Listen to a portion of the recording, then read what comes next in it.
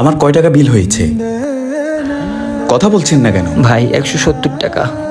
170 টাকা? কি ব্যাপার ভাই, আপনি কাঁদছেন কেন? কোনো সমস্যা? না সমস্যা না ভাই। না না, আমাকে বলতে পারেন, কোনো সমস্যা নাই, আপনি কাঁদছেন কেন? না বললাম তো ভাই কোনো সমস্যা না। আপনার 170 টাকা বিল হয়েছে, দিয়ে চলে যান ভাই। আপনি আমাকে বলতে পারেন, কোনো সমস্যা নাই। ভাই আমি কেমনে খুব আমার ভয় করতেছে ভাই, কি বলবো বলেন। আগে যারা ক্ষমতায় ছিল তারা তো চান্দা নিয়া চলে যাইতো। কিরে সুলতান, তুই কি বাজার কমিটির সভাপতি নাকি? কিরে তুই কি ব্যবসা করতে চাইস না? পোলাপান কালকে চাঁদা নিতে আসলো, তুই চাঁদা দিলি না। ভাই দেশে যে অবস্থা, ব্যবসা ভালো যাচ্ছে না।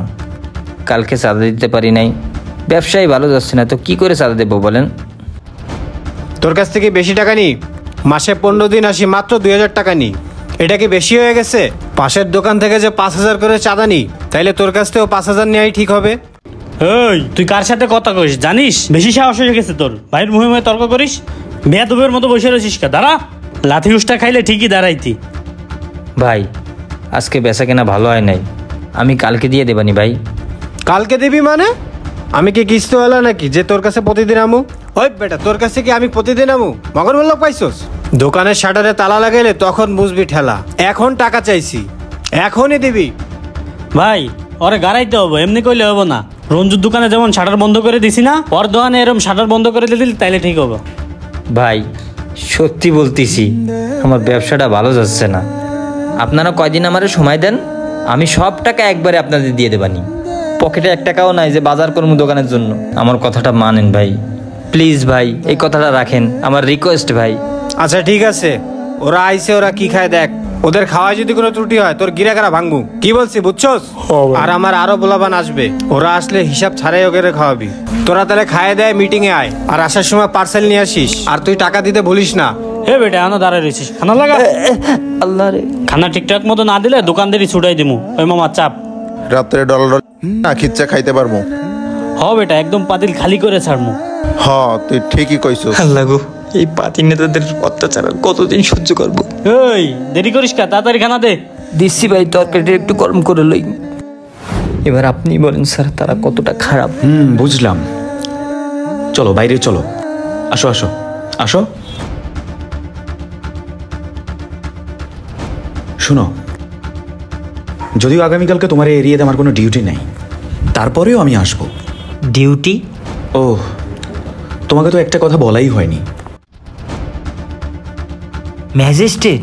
শোনো, কোনোভাবেই ওরা যাতে টের না পায় আমি যে একজন ম্যাজিস্ট্রেট অফিসার, ঠিক আছে? আর ওরা কখন আসে? স্যার ওরা প্রতিদিনই দুপুরবেলা চলে আসে, খাওয়ার টাইমেই বান্দারা হাজির হয়ে যায়। দোয়া করি কালকেও যেন এরা হাজির হয়। স্যার শুধু তাই না, ওরা প্রত্যেক ঈদে লাখ লাখ টাকা দাবি করে, না দিতে পারলে ওরা ভাঙচুর করে দোকান। বুঝলাম, চিন্তা করবে না, ওদের পেছনে যাদের হাত তাদেরকে আমি আইডেন্টিফাই করব। আচ্ছা ঠিক আছে, আমি তাহলে আগামীকালকে এখানে আসবো। আর খবরদার ওরা যাতে কোনোভাবেই ট্রেন না পায়, ঠিক আছে? আচ্ছা যাও তাহলে। আসসালামু আলাইকুম স্যার। জি ওয়ালাইকুম আসসালাম।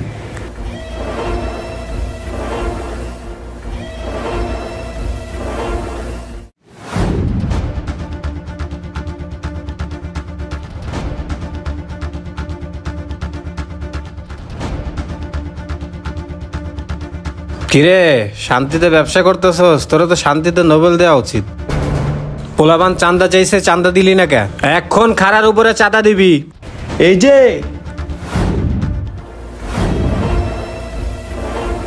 চান্দা এদিকে। এবার তো 12টা বাজবে। কেডায়? এলাকায় নতুন আমদানি নাকি? এই চল তো।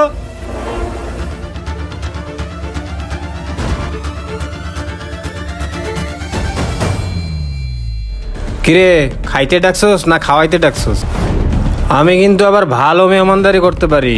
কে রে তুই? ওই কথা কইস না কা, তুই কে? তোকে বাপ। এ তোর কি বাপ আছে? তুই বাপ দাবি করস? এ তুই কোন এলাকায় আইছিস হ্যাডাম দেখাইতে? কানের নিচে যখন একটা দেবো না, শুধু ভোরার মতো ভো ভো করে ঘুরতে থাকবি, তখন কে বাপ কে দাদা বুঝতে পারবি। তোর এত বড় সাহস, তুই আমগো বড় ভাইয়ের লাগে বিয়া দিবি করস? বেটা কিরে তুই ওর গায়ে হাত তুলছস? তোর এত বড় সাহস? কি রে? এই তুই আমাকে চিনিস? এক্ষুনি ফোন দিলে 200 গাড়ি চলে আসবো। তুই তো মহা পাপ করে ফেললি রে।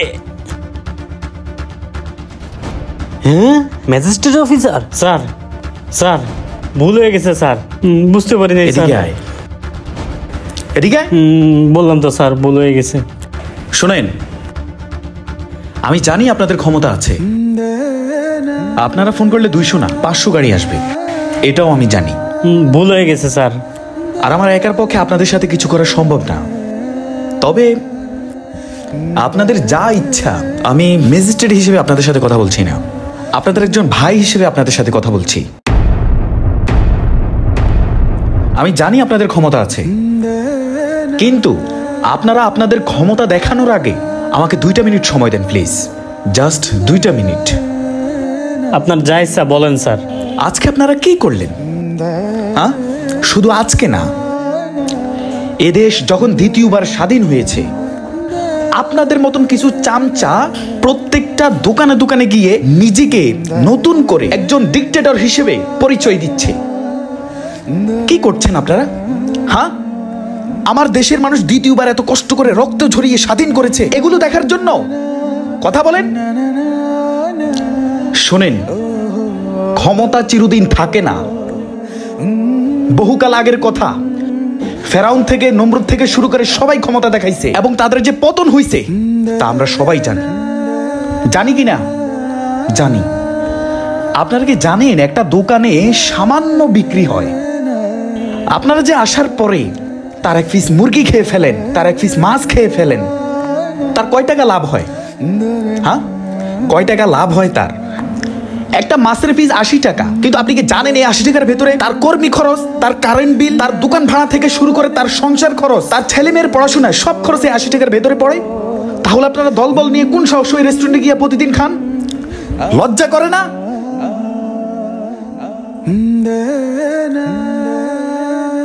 আজকে যদি অন্য কেউ আপনার দোকানে গিয়ে ঠিক আপনার সাথে একই কাজ করত, আপনার কেমন লাগতো? আমি জানি আপনারা আমার কথা শুনে আপনাদের কাছে খুব খারাপ লাগছে, খুব রাগ হচ্ছে। তবে শুনেন, নিজেকে এমন কিছুতে পরিচয় দিন না যাতে করে আপনার মৃত্যুর পরেও আপনারা সবাই গালি দেয়। এমন কিছু করেন যাতে করে সবাই আপনারা নিয়ে গর্ব করে। আপনার মৃত্যুর পরে যাতে সবাই হাত তুলে যাতে দোয়া করতে পারে, এরকম কিছু করে যান। আমি আপনাদেরকে অনেক কথা বলে ফেলেছি, তার জন্য আমি দুঃখিত। আমি চাইলে এখনই আপনাদের নামে আমি মামলা দিতে পারি, আপনাদের নামে আমি অ্যাকশন নিতে পারি, কিন্তু আমি নেব না। কারণ একটা নিয়ম আছে, একটা মানুষ দোষ করলে তারে আরেকটা বার সুযোগ দেওয়া উচিত। আজকে আপনাদেরকে আমি সেই সুযোগটা দিয়ে গেলাম। যদি শুধরান তাহলে আপনার পুরো পরিবার নিয়ে মানুষ প্রশংসা করবে, আর যদি না শুধরান আপনার 14 গোষ্ঠী নিয়ে মানুষ গালিগালাজ করবে। Mind it. আপনি অন্যের পেটে লাথি মেরে মসজিদ মাদ্রাসায় দান করবেন, কোনো লাভ হবে না। মানুষ অনেক কিছুর বিনিময়ে ইজ্জত সম্মান কামাই করে, কিন্তু সেই ইজ্জত সম্মান হানি করতে কোনো বিনিময় লাগে না।